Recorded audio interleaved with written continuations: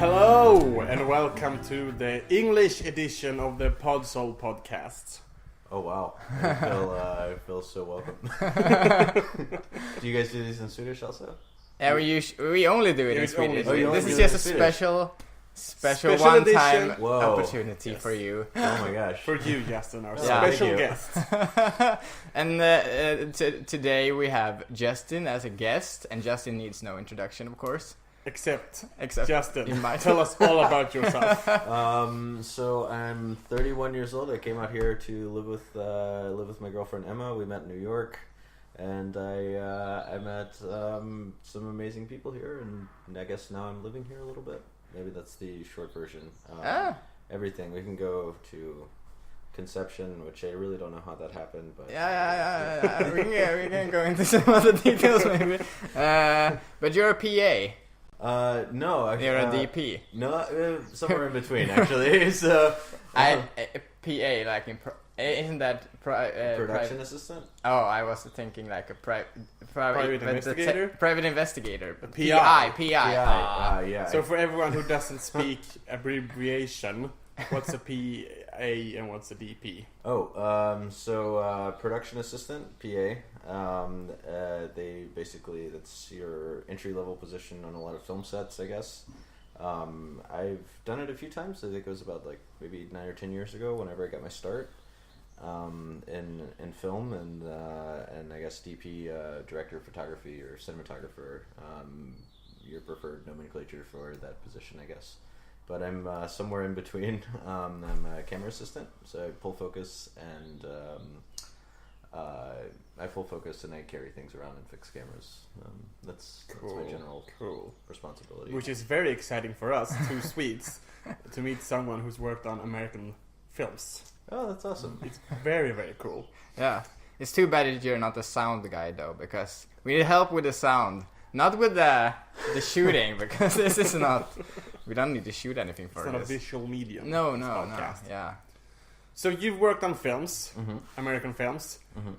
What actors have you met and talked to?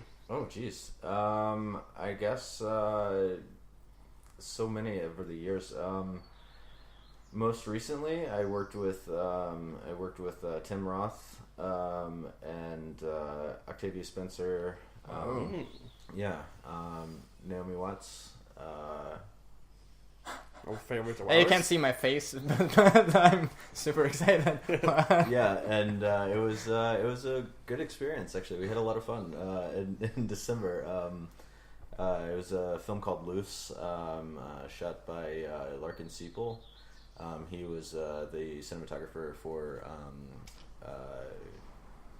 one of his, I guess, most notable films recently. I think was Swiss Army Man. Oh yeah, and, nice. Yeah, it was a really nice working experience. We were working with film again. I haven't done that in quite some time because everything's really moving over to digital now. So, yeah, cool. That's so cool. Are you gonna do some DP stuff in Sweden? You would probably get hired. I hope I can get hired. Actually, it would be really nice. I've just been kind of, I guess, photographing as much as I can. Just kind of checking out some locations, but unless I have a script or I guess someone to hire me, I don't really know where I fit in there. So, but you think it's hard to get into the movie or TV business or such in Sweden? I think there's a level of difficulty everywhere really, because it's all about who you know, really, and I didn't really know very many people before coming here. I just kind of really don't know where to turn at the moment. So, there's Tierra Forbatten, if I'm not butchering that so much, the union that they have out here. The application process for a non-EU citizen is pretty paperwork heavy, but I just need to print out some documents, and I guess there's a few fees involved, but that's still not a guarantee of work. But it's definitely would put me in contact with some people that might be able to give me some opportunities here. Yeah, that's cool. Has anyone ever told you that you look You look like a mix of Henry Cavill and Aaron Taylor Johnson. I have not heard those two. No, I haven't. But you know who they are? I have no idea who they What? are. No, I don't. I know it's so bad. Henry Cavill, the guy who plays Superman in the recent Superman movies. Oh yeah. And okay. Aaron Taylor Johnson, who plays Kick-Ass and Quicksilver in the Avengers movies. I didn't see the Avengers movies, admittedly. Okay. But, no, I haven't gotten that, but thank you. Most of the time I get Stoner James Franco from Pine. I can see that. Oh. Don't insult the guy. Oh. As long as you're not like James Franco, it's fine. I'm going to bring out Aaron Taylor Johnson. No, I haven't. I haven't really been messaging so many underage girls. That's good. But this is Aaron Taylor Johnson, English actor. Okay. Kind of looks like you. Nice. And this is Henry Cavill. What? Okay. So that's not bad. I haven't gotten those before, but yeah, it's nice. It's true. It's a nice compliment. Thank you. You're welcome. And I told Kristoffer yesterday that you also look like the Swedish TV host David Hellenius. If you know who he is. I don't know. There's David some Hellenius. similarity there. You think that it looks like everyone? I look a little bit like everyone. Yeah. So you have now we have a good picture of what you look like. Everyone can just put in all these different for people, those who can't and then watch. like mix them together, and then it's just that's what you look like. Yeah. No, that's true. It's so funny because it's a non-visual medium, so it's the other level of description. Yeah. That's so interesting. So we can't tell this story because Kristoffer's already told this Sylvester Stallone story in our previous podcast, and I'm quoting you as you said, I haven't gotten permission to tell this story, so much trouble but I'm granting myself permission to tell this story. Yeah, we don't need to tell it in English. No, but it was awesome. So we told it in Swedish, so he will never hear it. And you didn't hear it from me. I was, like whatever. But yeah, we don't know who you are. No. But do you have any funny story from set like that story? I think that was the most outrageous, but I guess something that we can tell TLC. Oh my god. TMC? TLC. Oh. Yeah. And maybe TMC too. But isn't it called TLC? There is a TLC and there's a TMC. TMC is a gossip site. Yeah, the gossip site. Oh, that's TMC. My bad. Yeah. TMC then. Yeah. TLC is like Turner Classic Movies. Turner whatever. TSM. Whatever. What? I'm butchering these abbreviations today. I guess on the set of The Get Down. The Get Down? The show? On Netflix. Oh, cool. Yeah, I was working on the second half of the first season, or I guess the reboot after they took a break mid-season or something like that. Oh, yeah.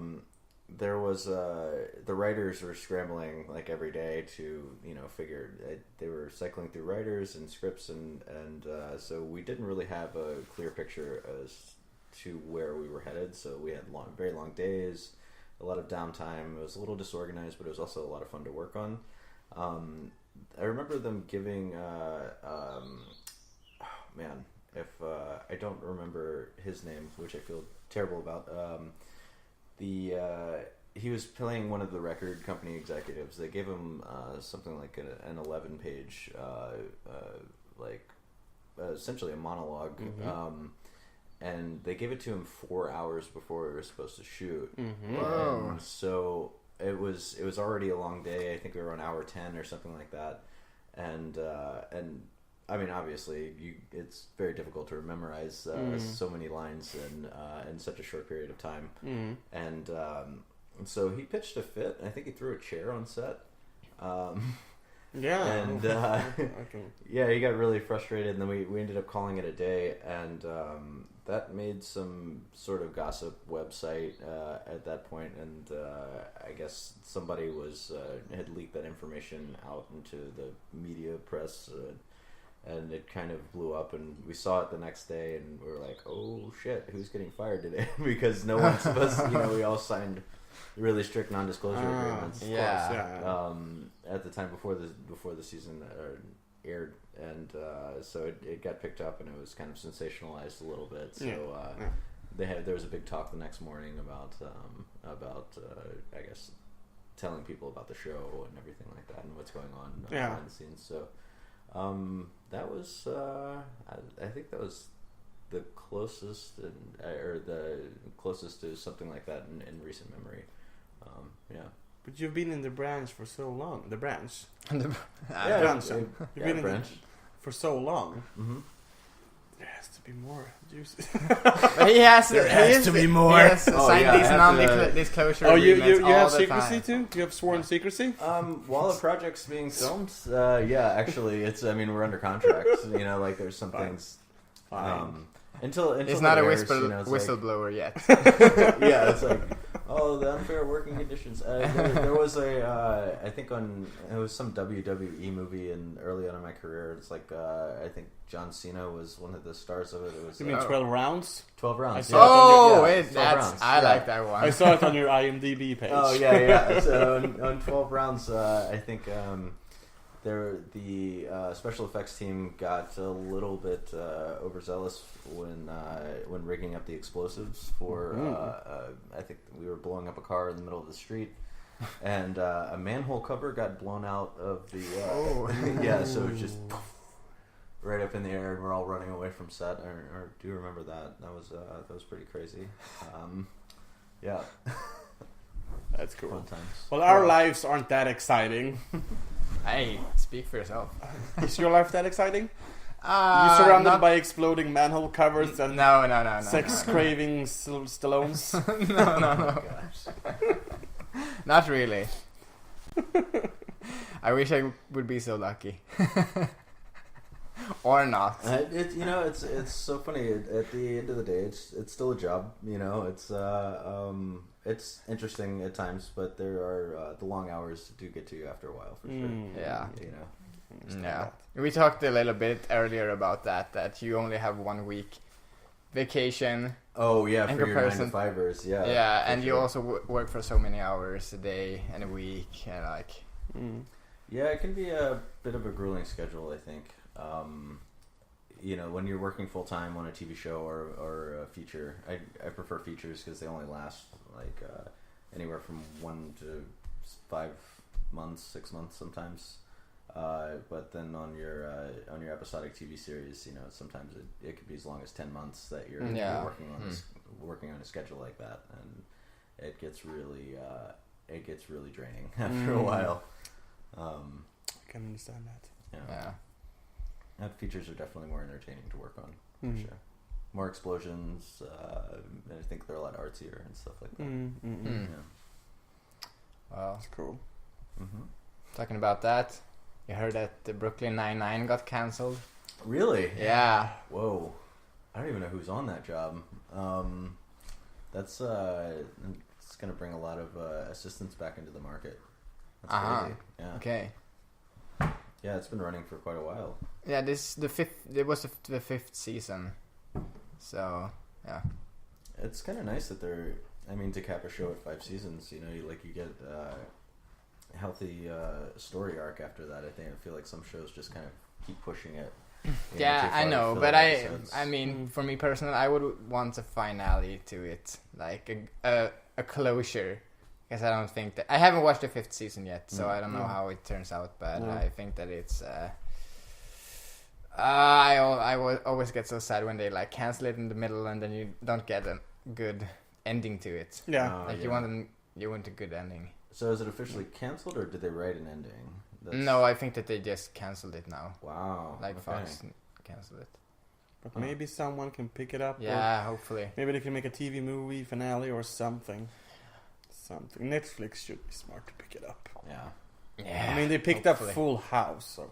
Oh my god! Yeah. What's the deal with Full House? Like, how did it survive as long as it did in the first place? I don't understand. But. I don't know. Yeah. I think it tapped into some cutesy wootsy 80s 90s feeling that I don't know. I actually think it's quite unwatchable today. Full House. Yeah. As well as Fuller House. Yeah. It really is. It's like it's so I don't know. Yeah. I don't know what was the driving force behind that script and how it got so popular. It's no, I haven't watched it at all, but I guess from what I've read, it's still stuck in the past, like, isn't it? Well, it's a nostalgic show. Yeah. Well, I did. So watch they don't want to reinvent it or like adapt it to a modern. Yeah. Because I think that I watched this Grace and Frankie. Have you watched it? Yeah. Yeah. No. Like the first season, that is very much like the older kind of sitcoms where there's a live audience and laughter and stuff. But this is, I mean, it's not like that. It's a set. I don't know. It's not live. You mean it feels more like it that? It feels style? like that. The style was a lot like that in the beginning, like in the first season. But now I think that as it has continued, it's just like dropped off and it become more modernized in a way. Like it's not like like Friends or 2.5 Men or I don't know. 2.5 Men is dreadful. Yeah, dreadful. I know. I mean, there's a couple of good episodes. You loved it when it aired, but I. Yeah, but I was a sexist at the time. Yeah, you were. You said you were like you wanted to be like Charlie Sheen. Oh. Yeah, that's definitely sexist. Yeah. But I couldn't watch it, and I hated it. Yeah. I especially hated when they recast Charlie Sheen. And then Ashton Kutcher went away. No, he didn't went away, but the kid went away. Yeah, and they got in a new kid to be a new half man. Oh my gosh. It's because she was stupid. lesbian. That is also so much bullshit. Yeah, you can. It's so obvious when you can see them trying to replace and restore the original feeling to it. So they adopted a kid just to have a kid again. Mm-hmm. Instead of branching off and doing something new. Yeah, they should just cancel it though. Yeah, it has been cancelled, right? Yeah, I don't know. It has. It's not airing anymore. It has to have been. It can't air anymore. No. It still airs on some channels in Sweden though. Yeah, reruns. Reruns all the time. Yeah, lots of reruns. It feels like they do that to stretch out a TV series even more. I mean, they still essentially have the same character within another character, sort of thing. Like they did that with Scrubs, you know. Yeah, The Office. They do. Yeah. But I still, The Office is a guilty pleasure of mine. Still watch it. Yeah, The Office. A guilty pleasure? Oh yeah, it's amazing. The second half of it, you know. Yeah, that's still, yeah, maybe. But I still like it though. You know, it's I think it's good. All of it is good. It's just less so when Michael went away. Yeah, when Michael went away. Yeah, and then he came back. Yeah, when he went away. I've been watching New Girl lately on Netflix. I've been. They also canceled that, I think. That's what? something I heard. Yeah, I'm not sure. I read something about a finale. I read something, so I'm not sure. But I've been binge watching New Girl. Do you like that? I think I've only seen the first episode. What? Oh. You have to keep watching. It gets better. It gets so much better. Okay. Yeah. So much better. The first season is it's kind of standard, the Grace and Frankie style, old timey sitcom. But then it gets better, much better. Mm-hmm. I get so afraid to watch new TV series sometimes because I know I'm going to end up liking them. Yeah. And I won't do anything else with my day. But you have 6 seasons of New Girl to oh my gosh. binge. If only I could rewatch Breaking Bad and Westworld for the first time over after Game of Thrones as well. You know, just sit there and just be like, this is the first time I've ever seen this. Yeah, it would be nice if you could erase your memories and watch TV show over and over and over again. That would be cool. Cool. Coolio.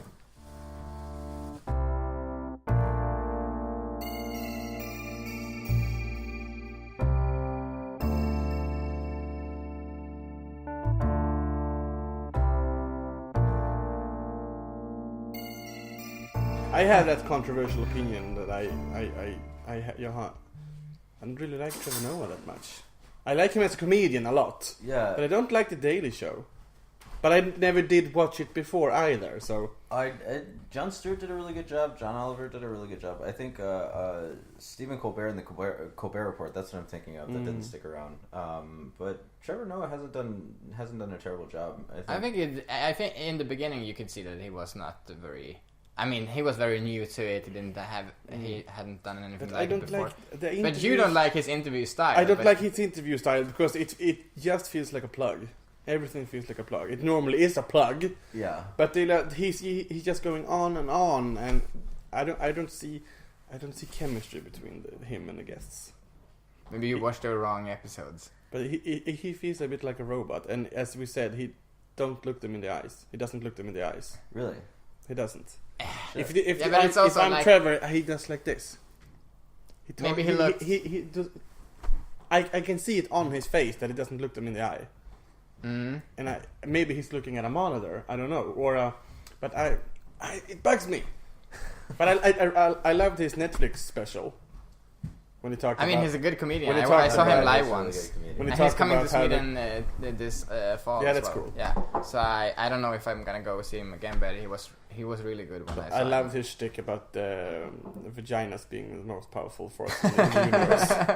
Penises being the weakest force ever. Yeah. Talking about Netflix specials, we watched Seth Rogen's Netflix special. Oh, we watched 10 minutes of it. We watched like 10 minutes, and not kidding, when we turned off, I said, I don't like Seth Rogen anymore.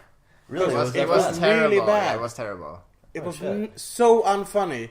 And I was like, oh shit, is this his range? Is this his comedic range? Then I'm done. It was just dick jokes and, I don't know. So lazy. Trevor Noah was so much better compared to that. Why do you compare them? Because they're comedians. With special. Yeah, but... He was funny. Seth Rogen wasn't. Well, I feel like some comedians are better on screen than they are, in stand-up. Yeah, probably. Maybe he's had good material to work with, Seth Rogen. Good funny movies and stuff. But him on stage, no. No, that was not good. It was really that's not good. I feel like same is true for Amy Schumer almost too. It's like her stand-up was like I don't know. It was funny for a while, and then it was just like it was the same. It felt like the same topics being spoken about for the entire set, and then her sketch comedy though is like it's amazing. Yeah. So I think I watched her show a couple of times, and I enjoyed it. But and I also think she's pretty good in her movies. I know that she's not very popular with the alt-right kids. But isn't she really disliked in the comedic community? I don't know. Hasn't she been charged with stealing jokes? Yeah, but that is the alt-right kids things. They are always talking about this, like, yeah, she stole this joke from some other movie. They hate Judd Apatow, and they hate her, and they hate all of this. Yeah, don't listen to the alt-right kids.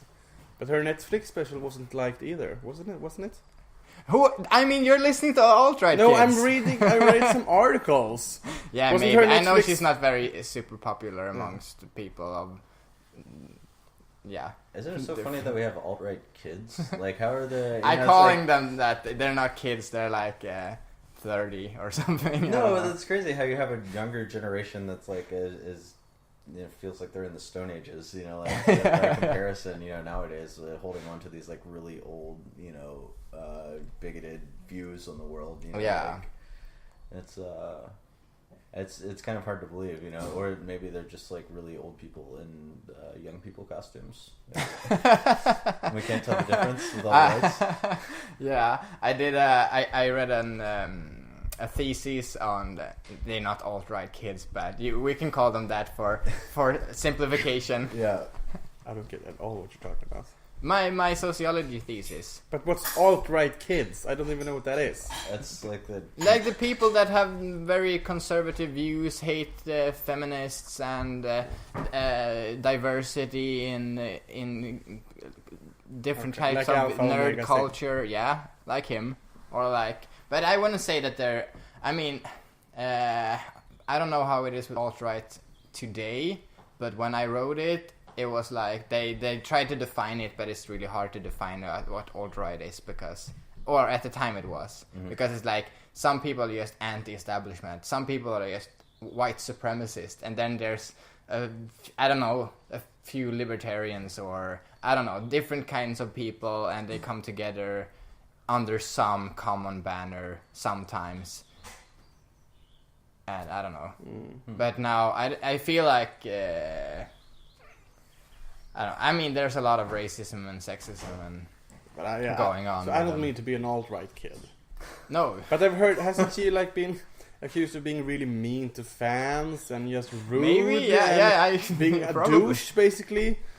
Yeah. On Twitter and stuff, and to fans. That's what I've heard. It's just what I've heard. It's probably true, but I guess that a lot of male comedians do that all the time. Yeah, they're and also no one's talking about it. Yeah, of course. Yeah. Did you see Logan Paul's Twitter feud that he got into? No. It's a comedian called Chris O'Dina? Chris D'Elia? No, I'm gonna Google it. It's amazing. Logan Paul tweeted, "You have to watch my latest vlog. It's a must watch." And then the comedian said, "No, it's not." And then they went into a no, it's not. And then we went into an amazing feud. Amazing feud. Because then Logan Paul, he said, Chris D'Elia. Yeah. Ah, okay. Chris D'Elia, yeah. You said that's what you said, right? Yeah, I believe so. Chris D'Elia. And Logan Paul responded with lots of crying emojis, smiling crying emojis, and said, "Well, now I know why your comedic career took a dive." And then the comedian said, "Well, at least for my career dives, you can film it and put it on YouTube."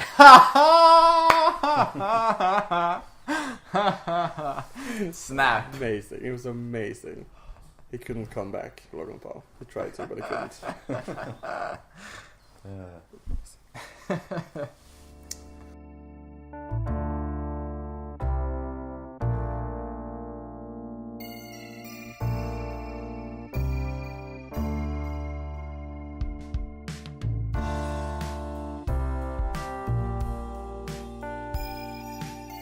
So who's the best cinematographer in Hollywood?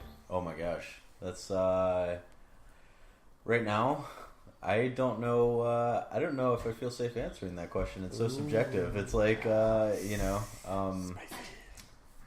don't know. He has to get a job when he comes back to America, so he should probably not say too much. All of them, any one of them who is willing to hire me, I think is the best cinematographer in the entire industry. Awesome. Yeah, it's so many different styles that I really enjoy, and it's really funny. I was listening to, I believe I was listening to another podcast. I think it was on one of the NPR channels, like it may have been Radiolab or something like that. They were talking about cinematography and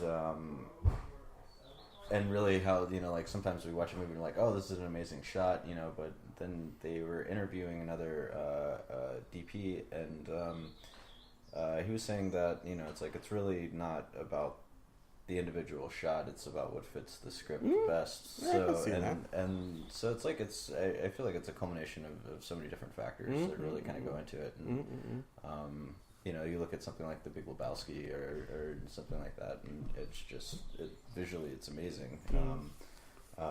And a lot of people talk about like the bowling ball shot and everything, but it's just it fit the narrative so well. It didn't feel out of place, and like as the viewer, you didn't really feel unnatural, or you really didn't notice the camera so much, and that's why I noticed the camera so much, I think, because it felt so natural, and it was really nice. Cool. I saw a YouTube video about Zack Snyder and Batman vs Superman, because many people don't like that movie. They say he's a visual director who kind of forgets the storytelling. And I saw an excellent video analyzing his style, and they said he's more focused on shots and individual scenes rather than narrative. Yeah, okay. He's focused on shots and not scenes. I think that's what they said. Okay. So every scene looks very good. It's nice, composed and focused, but it doesn't look natural. It doesn't fit you.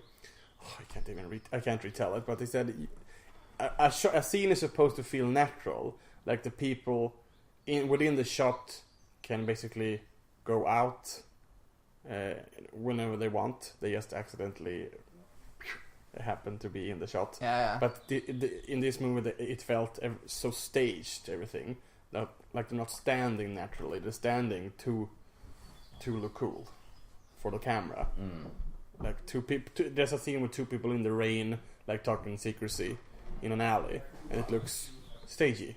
Doesn't look natural. That's what they said, basically. You know, that's. I think it's also a visual style choice sometimes. I mean, Swedish reference. I guess you go to Roy Andersson, right? Yeah. It's the whole thing looks like it looks very staged, but and he does it so well though at the same time. Yeah, like, it's such an interesting, you know, like it's a style. Yeah, it's.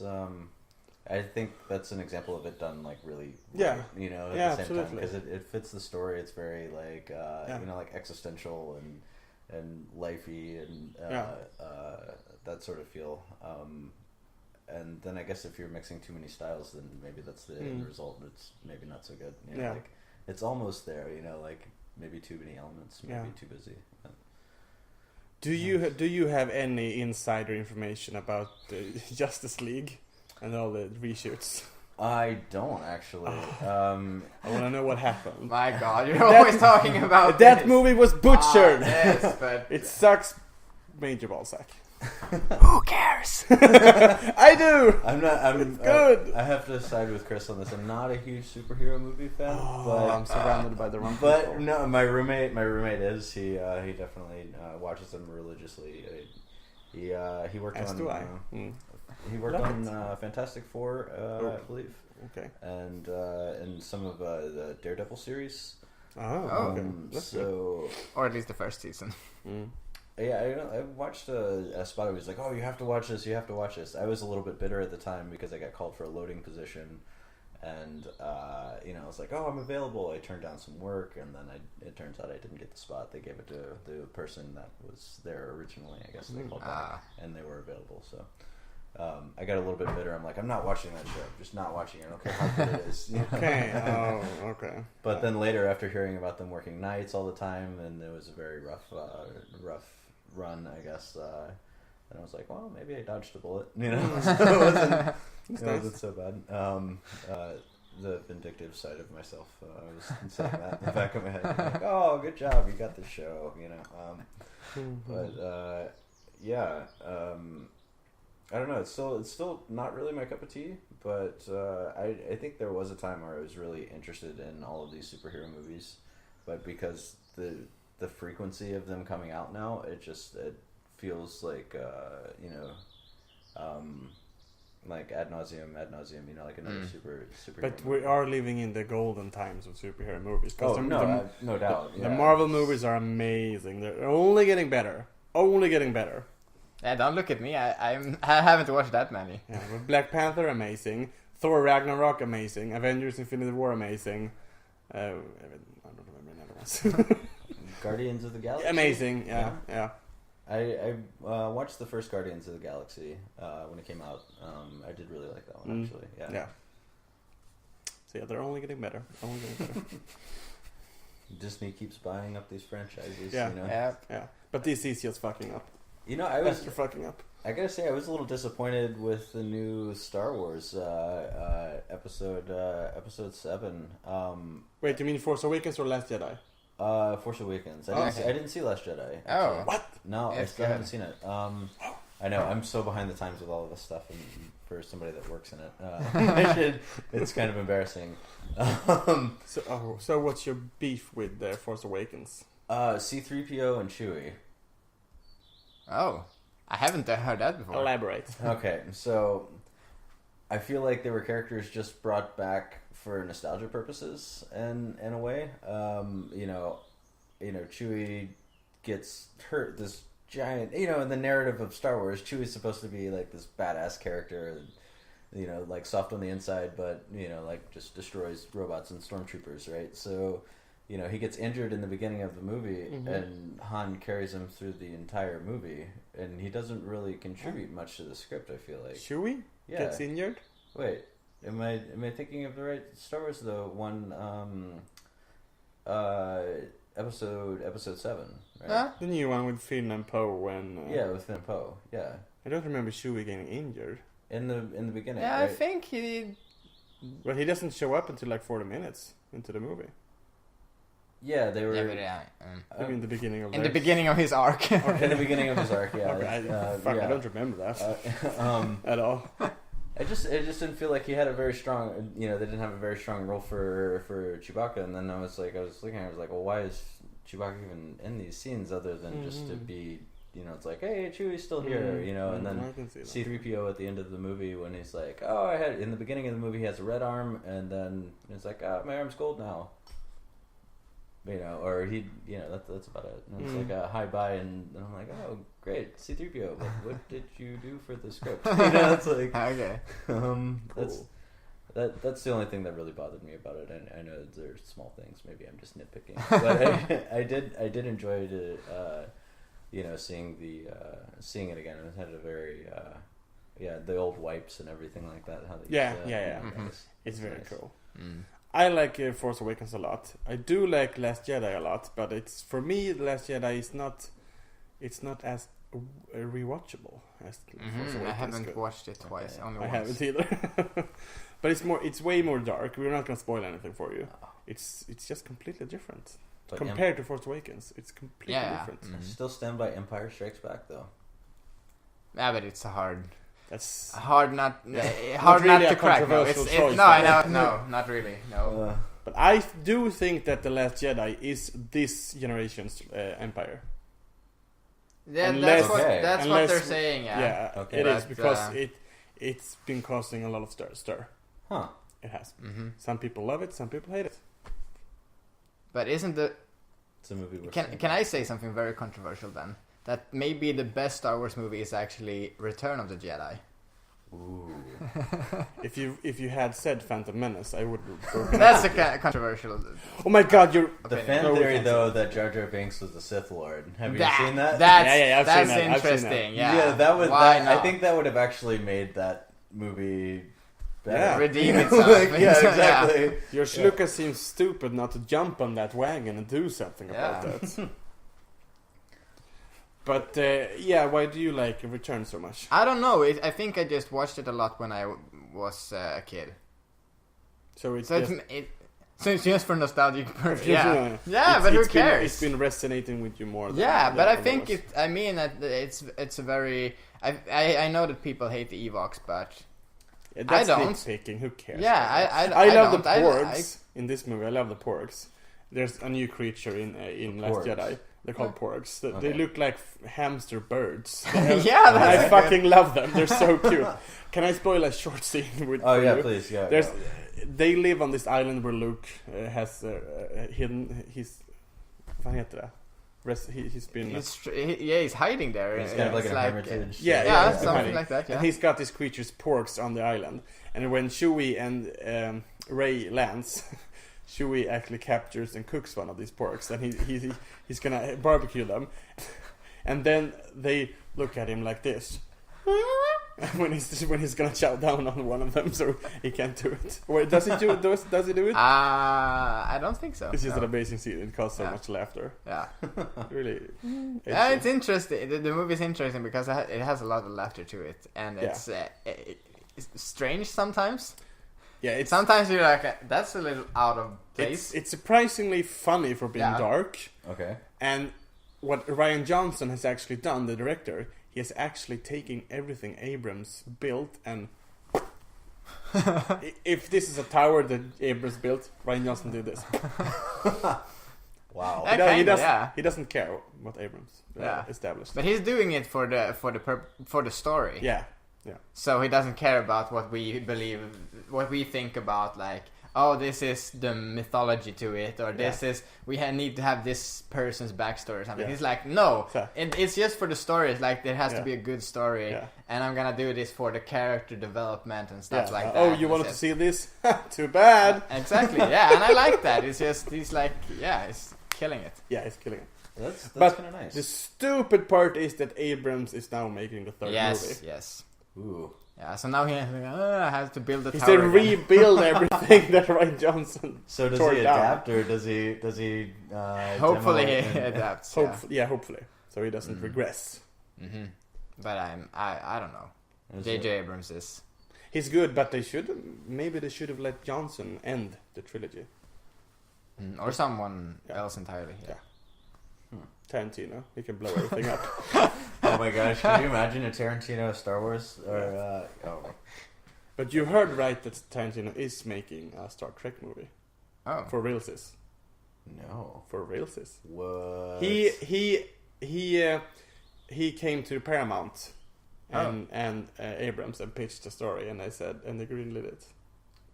Cool. Wow. Yeah. Okay, that'd be interesting that'd be an interesting Apparently project. he had been sitting on some kind of Star Trek story, and he just pitched it, and they said, yeah, let's do it. Will it have cowboys and samurai in it?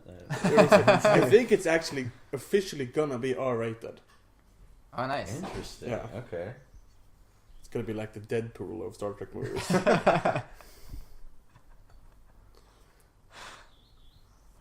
Can we cool. maybe hopefully expect maybe like a grindhouse of Star Trek shorts and Yeah.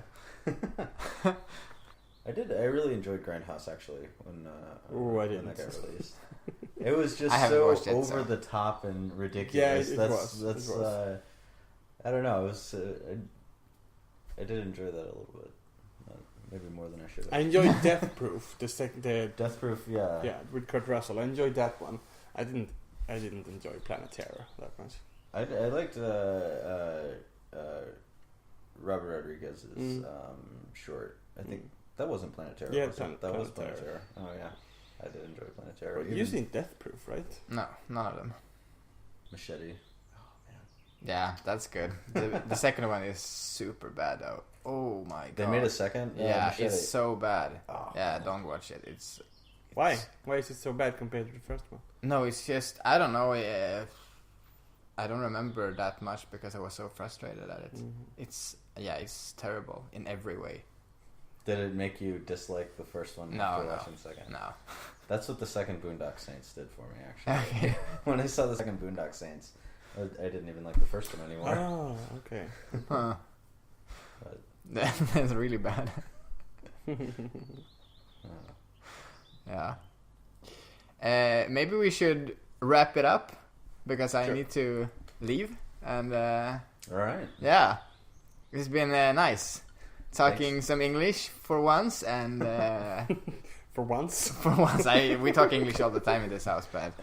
and you know what we've been doing in this pod? We've been talking it up. On the barricade, talk about chest hair. Talking about crazy cool medallions. Thanks for having me on. This is the first podcast that I've been a part of. Oh, that's cool. That's cool. It seems cool. like you're the kind of person who's been on a lot of podcasts. Yeah?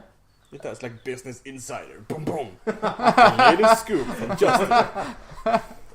Oh my gosh, I'm just a pawn in a much larger game. In the reality of its course. Yeah. But yeah, thank you again for having me. Thank you yourself. Bye. Okay. Hejdå. So see you next time. Yeah. Hejdå. Bye bye. Bye bye. The quickest bye ever.